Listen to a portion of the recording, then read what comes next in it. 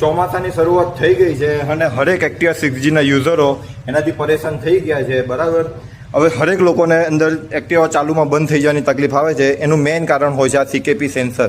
આ CKP sensor તમારું ખલાસ થઈ જાય છે અને કંપનીમાં જશો એટલે મેગ્નેટ ડિસ્ક નાખવાનું કહેશે.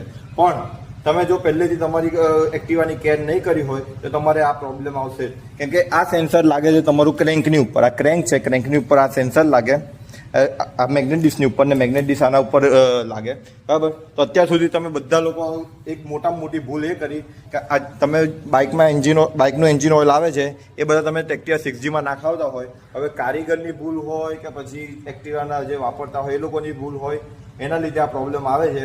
એક્ટિવા 6Gની અંદર આ 5W30 જે ઓઇલ આવે છે એ જ તમે વાપરવાનું. અમે સેલનું વાપરીએ છીએ, પણ તમને જો મળતી હોય બીજી કોઈ બ્રાન્ડમાં તો 5W30 જ ઓઇલ વાપરવાનું.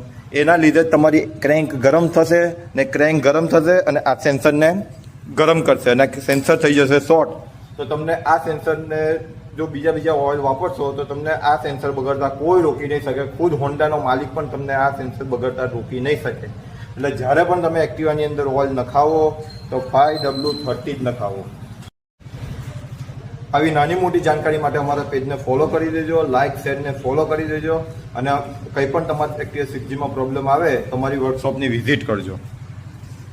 નમસ્કાર.